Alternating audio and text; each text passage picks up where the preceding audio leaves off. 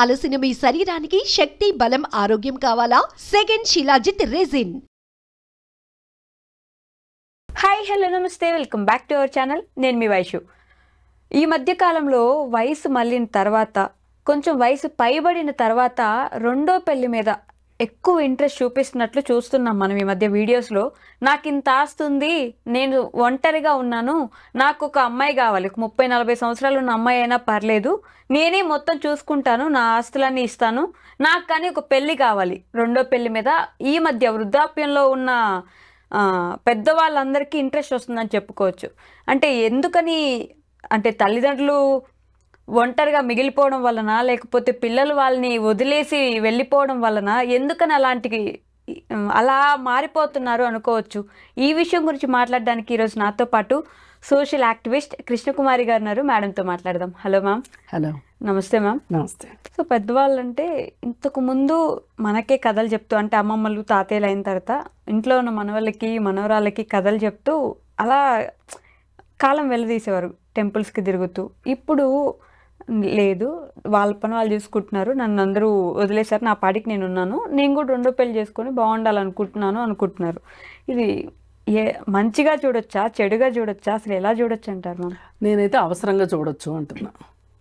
అవసరంగా చూడొచ్చు. ఎందుకంటే పెళ్ళి అనేది ఒక్కొక్క వయసులో ఒక్కొక్క అవసరాన్ని తీర్చే ఒక వ్యవస్థ. రైట్. ఇప్పుడు ఎంగేజ్లో ఒక రకంగా భౌతిక అవసరాలకి, ఓకే, అలాగే మానసిక అవసరాలకి, అలాగే నెక్స్ట్ జనరేషన్ని వృద్ధి చేయడానికి రైట్ అలా ముందుకెళ్తూ ఉంటుంది. అలా వెళ్ళిన తర్వాత విధి వక్రించి ఓకే ఎవరికైనా భాగస్వామి ఎవరైనా చనిపోతే గనక, రైట్, ఆడవాళ్ళు కానీ మగవాళ్ళు కానీ, అప్పుడు వాళ్ళకి చనిపోయిన వాళ్ళు ఆ రోజుతో అంతర్ధానం అయిపోతారు. ఉన్న వాళ్ళ పరిస్థితి ఏంటి, వాళ్ళ కంపానియన్షిప్ ఏంటి? ఇప్పుడు పెళ్ళి అనేది నథింగ్ బట్ కంపానియన్షిప్. రైట్. ఒక తోడు నీడ. మంత్రాల్లో కూడా అదే ఉంటుంది, పెళ్లి మంత్రాల్లో. ఓకే, నీకు తోడు నీడగా ఉంటాను అని, ధర్మేచ 7 అడుగులు 7 జన్మలు వస్తుంది, నీతో ఉంటాను అని. కాకపోతే అనారోగ్య కారణాల వల్ల, లేకపోతే ఇంకోటో ముందుగా ఒకరు సెలవు తీసుకుంటే గనక రెండో వాళ్ళకి ఒక రకంగా ఒక విధమైన ఒంటరితనం ఉంటుంది. రైట్. ఇప్పుడు అది మరీ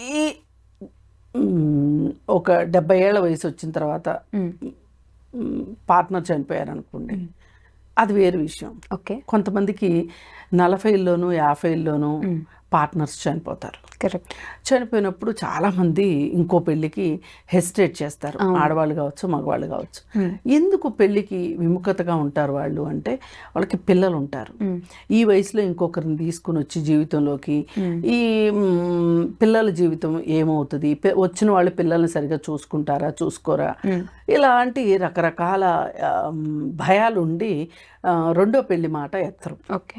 అయితే పెళ్ళిళ్ళు చేసేసిన తర్వాత ఈ మధ్యకాలంలో ఎవ్వరూ కూడా ఎక్కడో ఒక 20% 30% తప్పితే మిగతా వాళ్ళు విదేశాలు వెళ్ళడం, లేదు వేరే సిటీస్లో జాబులు ఉంటే వెళ్ళిపోవటం జరుగుతుంది.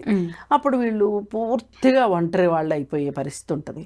ఇలా ఒంటరి వాళ్ళు అయిపోయినప్పుడు కనీసం ఆడవాళ్ళకి పిల్లల పెంపకం అనే మనవాళ్ళు మనవరాళ్ళని పెంచే బాధ్యత కోసమైనా సరే వాళ్ళకు ఒక వ్యాపకం ఉంటుంది. మగవాళ్ళ పరిస్థితి మరీ దౌర్భాగ్యం అంటే వాళ్ళది. ఎందుకంటే ఒక భర్త లేకుండా ఒక భార్య బతకగలదు, కానీ భార్య లేకుండా భర్త బతకలేడు. ఎందుకంటే వాళ్ళకి సమాజం ఇచ్చిన అవకాశం కానీ, మన సమాజమే పితృస్వామ్య భావజాలంతో ఉండే సమాజం అవటంతో ప్రతి చిన్న పనికి భార్య పైన ఆధారపడటం అనేది భర్త యొక్క సహజ లక్షణంగా ఉంటుంది. మరి ఈ పరిస్థితుల్లో ఏంటి అంటే ఒక్కసారిగా భార్య లేకపోయేసరికి అసలు ఇంట్లో ఎక్కడేముందో కూడా తెలియని పరిస్థితి ఉంటుంది. ఇప్పుడు ఒక్కొక్కసారి చనిపోక ముందు కూడా ఎవరన్నా ఒక భార్య ఏదన్నా ఫ్రెండ్స్ అందరూ కలిసి బాగా బలవంతం చేస్తే ఏదైనా టూర్ వెళ్ళింది అనుకోండి, ఒక 2 రోజులు 3 రోజులు ఇల్లు మేనేజ్ చేయాలి అంటే పురుషులకి చాలా కష్టంగా ఉంటుంది. ఖచ్చితంగా ఎన్ని ఫోన్లు వెళ్తాయో, అది ఎక్కడుంది, ఇది ఎక్కడుంది, ఇదేం చేయాలి, ఎప్పుడేం చేయాలి, ఎలా చేయాలి, ఏంటి, ఇవన్నీ మనకి మిస్టర్ పెళ్ళాం సినిమా చూస్తే కూడా మనకి అర్థమవుతుంది. కరెక్ట్. అలాగే ఆమని రాజేంద్ర ప్రసాద్ సినిమా ఒకటి ఉంటుంది.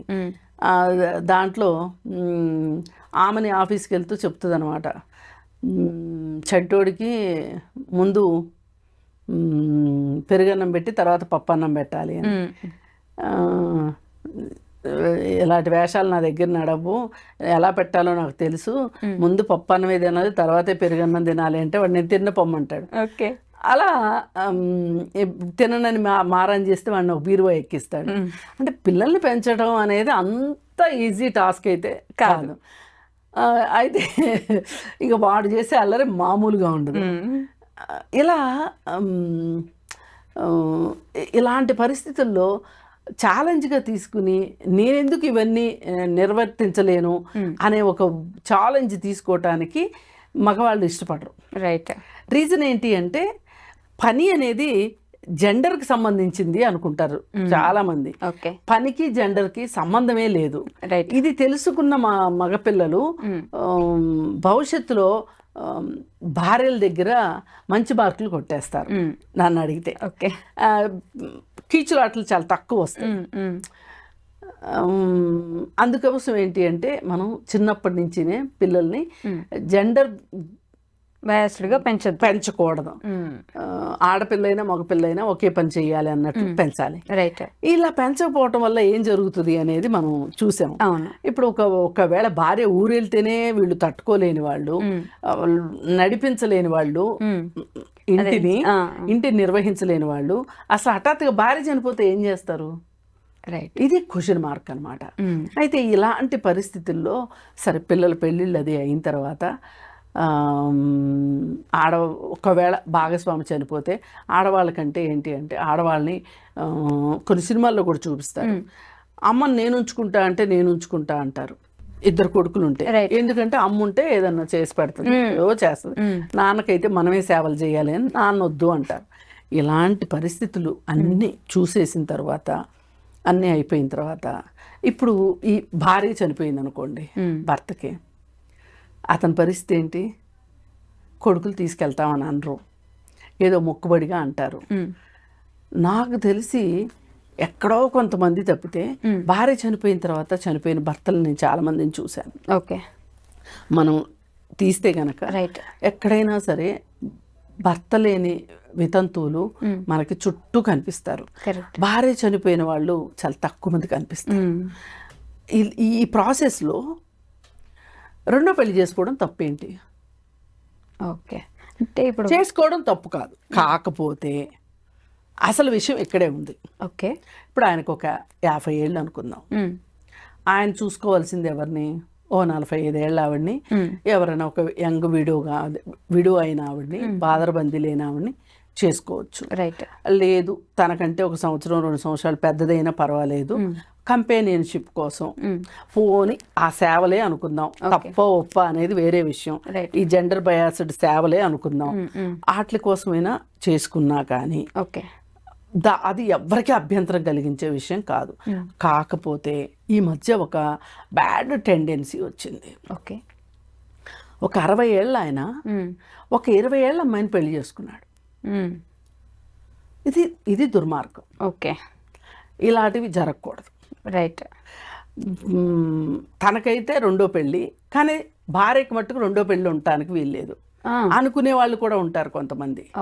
ఇలా నాకు డబ్బు ఉంది కాబట్టి నేను మళ్ళీ ఒక యంగ్ గాల్ని పెళ్లి చేసుకోవాలి అని అనుకోవడం ఉంది చూసారా, ఇది అసలు దుర్మార్గం. నేను ఇందాక చెప్పినట్టు లైఫ్ అంటే పెళ్ళి అంటే నథింగ్ బట్ కంపానియన్షిప్, సాహచర్యం. ఓకే. ఒక మంచి తోడు నీడ అలా ఉండాలి. నీకు డబ్బులున్నా డబ్బులు లేకపోయినా నీకు ఒక సాహచర్యం అవసరం తప్పితే నీ వికృతమైన కోరికలకి నీకు డబ్బున్నాయి కాబట్టి ఒక పడిచి పెళ్ళం రావాలనుకోవడం చాలా తప్పు.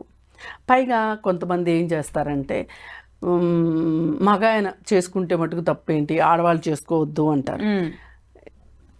ఈ సాహచర్యం అనేది మగవాళ్ళకైనా ఆడవాళ్ళకి అక్కర్లేదా? అందుకని మగవాళ్ళకైనా ఆడవాళ్ళకైనా ఈ తోడు నీడ తప్పే కాదు.